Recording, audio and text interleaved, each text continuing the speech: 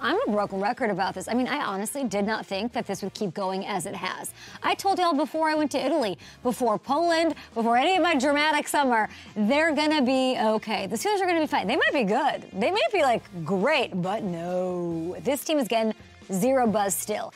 Dost thou understand the Kenny Pickett and the red hot start that he's had in his season 2 debut? It's crickets on him. His lone drive of Friday night's game against Tampa here. You're seeing it here. 6 for 7 for 70 yards. He threads the beautiful George Pickens touchdown. It's beautiful. It caps a 10-play, 83-yard drive. We showed it on the show yesterday. It was so beautiful with Darius Miller.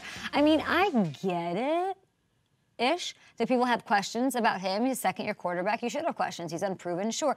But we have to talk about him when he's good, like, or we're doing it wrong. You have to talk about how sharp he was in the taste of action. I don't care what preseason game it is. We're doing it with all the other quarterbacks. The sky is falling. We're anointing new Hall of Fame players. It's all bananas. So you got to put him in the mix. And this is coming off how hot this team was to end last year. I get it. Like if they fell off a cliff, not Laverne and Shervy. Who are the two that fall off a cliff? I always forget this. I always get this wrong.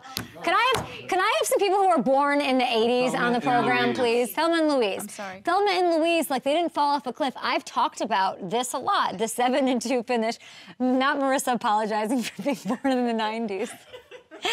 Okay, look at how this team stacks up, okay, to other teams in the league as they play down the stretch. It's not funny, guys. The Niners, the Bengals, the Chiefs won more games over the second half of the season. That's it. And by the way, the other teams that finished 7-2, like the Steelers, you know who those teams are? The Lions, guys. The Jags.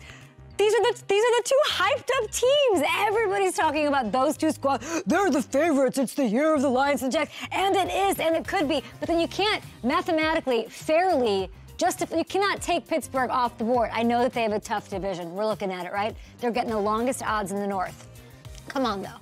Putting them behind Cleveland is a lack of respect for Mike Tomlin. You heard me. A lack of respect for Mike Tomlin. A lack of respect for what this team accomplished last year. When Mike Tomlin's goal, as we all heard in the soundbite, grow. We grew as a team. We as a team got better last night. It's a nice mantra. I'd like to employ it on it. Get better every day.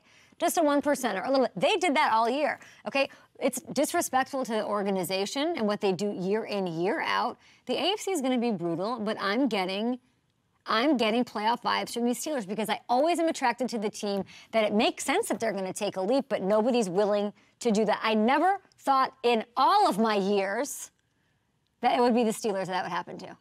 I never, and maybe it means all the beautiful things about the Ravens and they stay healthy and they're super loaded, and maybe it is the true anointing of Joe Burrow, who this year, even from this year, last year, people are asking me about Joe Burrow that don't even like football. Tell me about Joe Burrow. Tell me about Joe Burrow. Joe Burrow, I get what's gone on in that division, but I don't know.